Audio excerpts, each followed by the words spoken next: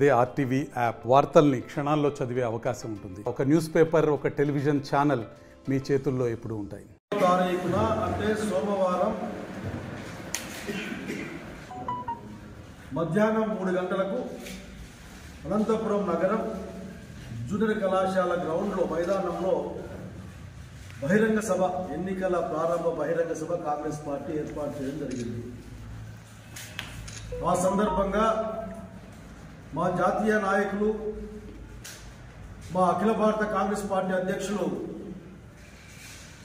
ఖర్గే గారు, మల్లికార్జున ఖర్గే గారు ప్రధానమైన అతిథిగా హాజరవుతున్నారు.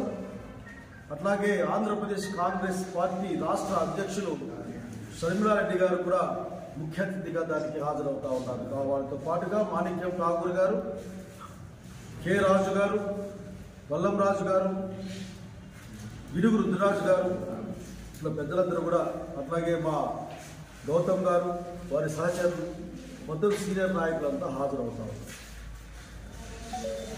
ఒక దేశంలో ఉన్న అత్యంత క్లిష్టమైన పరిస్థితుల్లో, కష్టమైన కాలంలో ఎన్నికలు రాబోతూ ఉన్నాయి.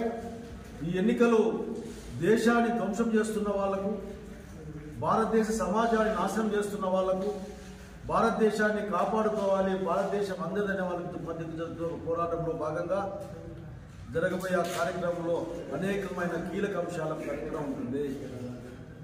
ఈ రాష్ట్రానికి వస్తే అధికార ప్రతిపక్ష పార్టీలు ప్రజలకు దూరంగా రాజకీయాలు నడిపించే ప్రయత్నం చేస్తూ ఉన్నాయి.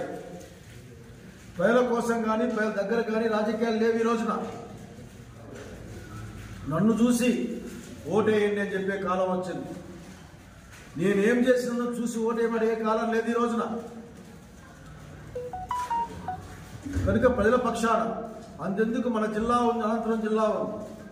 ఒక్క సంవత్సరం వర్షం పడకపోతేనే అప్పుడే బాయిలు ఎండిపోతూ ఉన్నాయి, బోర్లు ఎండిపోతూ ఉన్నాయి, చెట్లు ఎండిపోతూ ఉన్నాయి. ఏం చేయాలి అర్థం కాని పరిస్థితి పోతా ఉన్నాం మనం. మొన్న ఆఫీసర్ చెప్తా ఉన్నాడు, డ్రిప్ అడిగే వాళ్ళ సంఖ్య తగ్గింది సార్, కాబట్టి మీరేం డిమాండ్ అంటున్నారు. వర్షం వచ్చి నీళ్ళు ఉంటే డ్రిప్ అడిగే వాళ్ళ సంఖ్య పెరుగుతుంది. వర్షం వచ్చి నీళ్ళు డ్రిప్పు ఎవరుతో రాకరికి ఇంతకుముందులా కాంగ్రెస్ పార్టీ లాగా 100% ఎస్సీలకు ఉచితం కాదు కదా. అంటే 90% అందరూ రైతాంగానికి ఉచితం ఇచ్చేవాళ్ళం, 10% మాత్రమే కట్టించుకునేవాళ్ళం. ఆ కాలం లేదు. డబ్బులు కట్టాలి, తెచ్చుకోవాలి. అప్లికేషన్ పెట్టినాక 3 నెలలకో 4 నెలలకో పోషన్ నాకు కూడా వచ్చినప్పుడు నేను చూస్తూ ఉంటే 3 నెలలకో 4 నెలలకు వచ్చే పరిస్థితి. తాగడానికి నీళ్లు లేవు. అందరి వాళ్ళ నీళ్లు చక్కగా కింది జారిపోతా ఉంటే అడిగేవాళ్ళు లేడు. బిఏబిఆర్లో నీళ్లు లేవు. రైతుల పంట గిట్టుబాట్ల గురించి మాట్లాడేవాళ్ళు లేడు. రైతు నష్టపరిహారం గురించి మాట్లాడేవాళ్ళు లేడు. ఇన్పుట్ సబ్సిడీ గురించి మాట్లాడేవాళ్ళు లేడు. ఇన్సూరెన్స్ గురించి మాట్లాడేవాళ్ళు లేడు. కేవలం అదేదో సిద్ధమనో అడ్డమనో మాట్లాడడం తప్పటిస్తే ఇక్కడ ప్రజల కోసం మాట్లాడేవాడు కానీ, వాళ్ళ కోరికల గురించి చెప్పేవాడు కానీ ఎవరు లేరు ఇక్కడ. నోరెప్పినా కానీ కష్టమవుతా ఉంది. సత్యం పక్క నిలబెడదామన్నా కష్టమవుతా ఉంది. ఆ కాలంలో చూస్తూ ఉన్నాం. కనుక వీటన్నిటికీ పరిష్కారంగా అఖిల భారత కాంగ్రెస్ పార్టీ అధ్యక్షులు శ్రీ మల్లికార్జున ఖర్గే గారు, ఆంధ్రప్రదేశ్ రాష్ట్ర కాంగ్రెస్ పార్టీ అధ్యక్షురాలు షర్మిలమ్మ గారు, వారితో పాటుగా అనేక మంది, రఘువీరెడ్డి గారు అందరూ కూడా హాజరవుతూ ఉన్నారు. ఆ సమయానికి హాజరుగమ్మని కాంగ్రెస్ పార్టీ సానుభూతిపరులని, కాంగ్రెస్ పార్టీ అభిమానుల్ని, ప్రజాతంత్ర ప్రజాస్వామ్యవాదుల్ని, ఈ రాష్ట్రం, ఈ దేశం, ప్రత్యేకించి రాయలసీమ ప్రాంతం, అనంతపురం జిల్లా యొక్క బాగోగుల గురించి కోరుకునే వాళ్ళని హాజరుగమ్మని కోరుతా ఉన్నాం. అంతేగాక రాజకీయ పార్టీలుగా మీ రాజకీయాలు మాయచ్చు, కానీ ఈ రాష్ట్రంలో ఉన్న అధికార ప్రతిపక్షాలకు మాట చెప్పాలనుకుంటా ఉన్నా.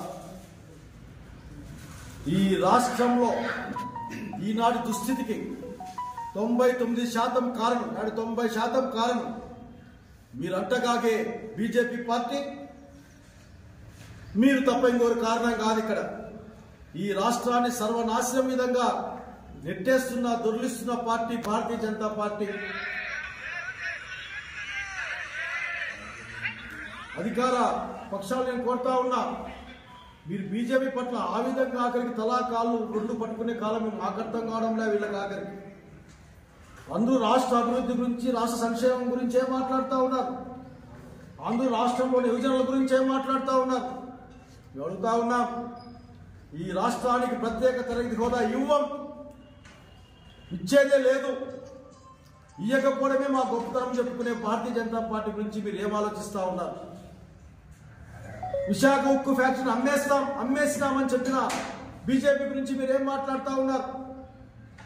విశాఖ రైల్వే జోన్ ఊసో లేకుండా పోయింది. అమరావతి రాజధాని పైన అది దాగుడు మూతలో దౌబూచులు తప్ప ఇక స్పష్టంగా ప్రకటించలేని బీజేపీ గురించి మీరేం మాట్లాడుతూ ఉన్నారు? ప్రతిపక్ష నాయకులు మాట్లాడుతూ ఉన్నాం. ఏం మాట్లాడతారు? రాయలసీమ ఉత్తరాంధ్ర బుందేల్ఖండ్ తరహా ప్రత్యేక ప్యాకేజీ ఏమైంది? ఆనాడు కాంగ్రెస్ పార్టీ పాలించిన హంద్రీ నీవా నీళ్లు తప్ప ఇంకేమన్నా ముందుకు వచ్చాయి ఈ జిల్లాలో అడగాలనుకుంటా ఉన్నాం. మాట్లాడేవాడు ఎవరు లేడు. వస్తా ఉంటే ఎప్పుడు బాధగా ఉంటుంది నాకు. జేసీ నాగిరెడ్డి డ్రింకింగ్ వాటర్ స్కీమ్ ఆఖరి కాడ వస్తే మిట్టెక్కుతా ఉంటే అప్పుడు ఆ కోన్లే పోయే లోపల ఆఖరికి పుచ్చుకుంట దగ్గర పోయే లోపల అది తుప్పు పట్టిపోయి పడిపోయి ఏమైంది? ఎవడు మాట్లాడేవాళ్ళు లేరు. 2 పార్టీలు కానీ 3 పార్టీలు కానీ 4 పార్టీలు కానీ రాష్ట్రం గురించి దేశం గురించి ప్రజల గురించి మాట్లాడేవాళ్ళు లేరు. ఇలాంటి రాజకీయాలు నడుస్తూ ఉన్నాయి. ఈ రోజున ధరల గురించి మాట్లాడేవాళ్ళు లేరు, దారుల గురించి మాట్లాడేవాళ్ళు లేరు. ఎవరు కూడా ఆఖరికి ధైర్యంగా మాట్లాడలేరు. ఒక విధంగా పోలీసు రాజ్యం నడుస్తూ ఉంది ఈ రాష్ట్రంలో. నిన్న మా షర్మిలమ్మ గారిని ఉద్యోగాలు ఇవ్వని సెక్రటరీకి వెళ్ళడానికి బయలుదేరితే అత్యంత పాశవికంగా దుర్మార్గంగా ఆమె అరెస్ట్ చేయడం అని మేము ఖండిస్తూ ఉన్నాం, చూసి బాధపడుతూ ఉన్నాం. ప్రజాస్వామ్య విలువలు ప్రజాస్వామ్య పోరాటాలకు ఏమైపోయింది ఈ రాష్ట్రంలో? కానీ అనేక అంశాల గురించి మాట్లాడుకునే కాలం వచ్చింది. ఏం మాట్లాడటంలే. మొన్న వచ్చారు ముఖ్యమంత్రి గారు మీటింగ్ పెట్టారు, పెద్ద మీటింగ్ పెట్టారు.